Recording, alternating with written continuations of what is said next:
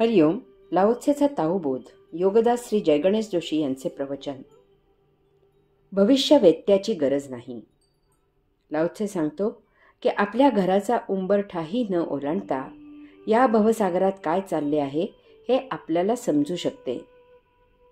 याचे कारण तेथे निराळे असे काहीही होत नसते. तुम्ही सुप्तपणे जे होऊ इच्छित असता ते इतर काही जण होतात.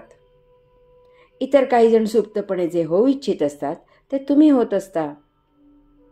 क्ष यशस्वी झाला काय किंवा यशस्वी झाला काय? या ठिकाणी घटना घडली काय किंवा या ठिकाणी घटना घडली काय? घटना तीच असते, बातमी तीच असते, त्यामागील मानसिकता तीच असते. हे सांगायला भविष्य वेत्याची गरज नाही. त्यासाठी उंबरठा ओलांडून घराच्या बाहेर जायची गरज नाही. त्यासाठी वर्तमानपत्र वाचायची गरज नाही. दुसऱ्याला काय मिळाले यात कोणालाही स्वारस्य नसते.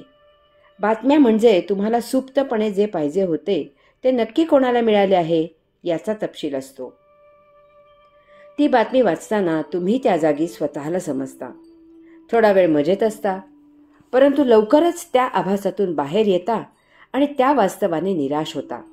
आपल्याला हे असे का जमत नाही असा विचार येऊन निराश होता. इतकेच.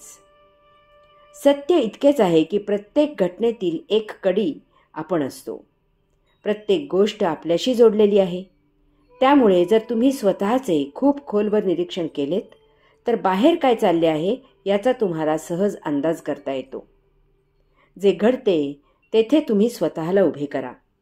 त्यावर प्रामाणिकपणे मनातल्या मनात परखडपणे विचार करा.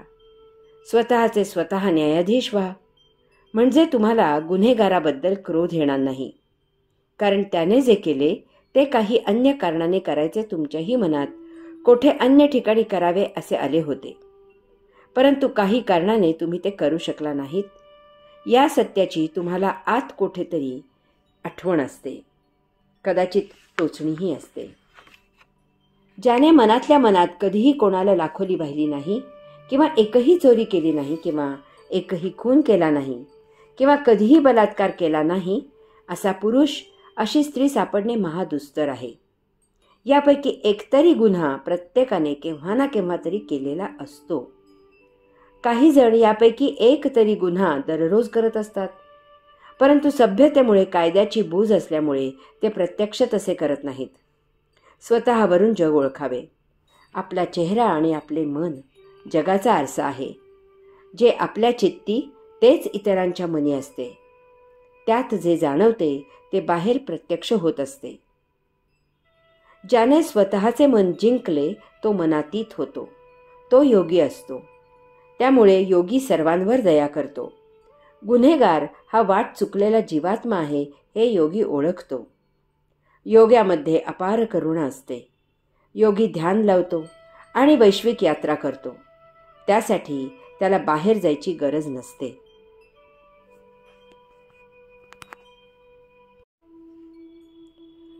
ताओ दर्शन.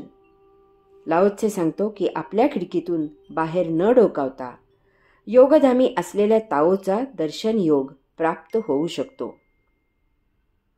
वृद्ध सांगतात, बरे झाले की आता ऐकायला कमी येते, कारण ऐकण्यासारखे जगात काहीही नाही. जे आहे ते ऐकवत नाही. बरे झाले की कमी दिसते, कारण पाहण्यासारखे जगात काहीही नाही. जे आहे ते पाहवत नाही. बरे झाले, बोलताना धाप लागते, कारण या जगात बोलण्यासारखे काही नाही. जे आहे त्यावर बोलवत नाही. बरे झाले, चालवत नाही, कारण या जगात कोठे जाण्यासारखे ठिकाणच नाही. जी आहेत त्या ठिकाणी जाणे अशक्य आहे. हे असे वृद्ध सत्य सांगत असतात. फक्त ते सत्य 50%च असते, कारण ते जे काही वर्षे जगले त्या कालखंडात तरी ऐकण्यासारखे, पाहण्यासारखे, बोलण्यासारखे, जगण्यासारखे कोठे काय होते? त्याही वेळी हीच परिस्थिती होती, परंतु त्यावेळी त्यांच्या ऐन तारुण्याच्या जोशात त्यांना ती जाणवली नाही. लाओत्सेने पहिल्या ओळीत जसे सांगितले की आपल्या घराचा उंबरठाही ओलांडून बाहेर न जाता या भवसागरात काय चालले आहे हे आपल्याला समजू शकते. त्यासाठी आपण आपला स्वतःच्या मनाचा अभ्यास करावा लागतो. तसेच तो आता सांगत आहे की खिडकी उघडून बाहेर न डोकावता योगधामी असलेल्या ताओचे दर्शन आपल्याला होऊ शकते. फक्त त्यासाठी आपली तयारी असावी लागते. लेखाच्या सुरुवातीला उल्लेख केलेल्या वृद्धांना तर यासाठी त्यांच्या या उतार वयात ही पर्वणीच आलेली असते. आयतीच देहादी इंद्रिये गलित झालेली असतात. त्यांना बाह्य वृत्तीपासून परावृत्त करावे लागत नाही. त्यांचे निम्मे काम झालेलेच असते.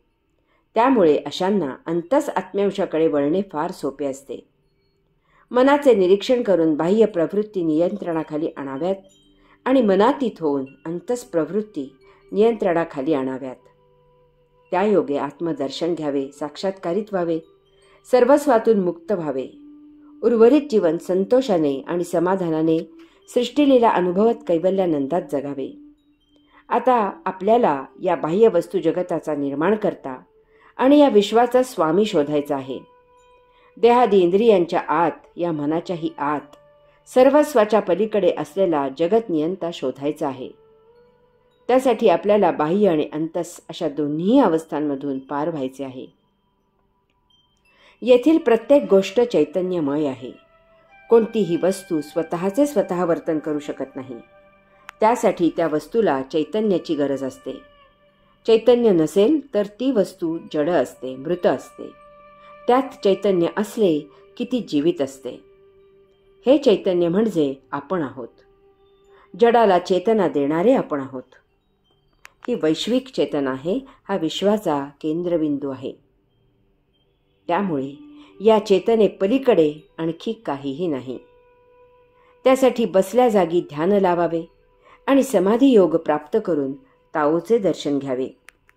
हे दर्शन म्हणजेच आपण स्वतः ताओचा अंश आहोत हे ज्ञान होणे आहे. हरि ओम.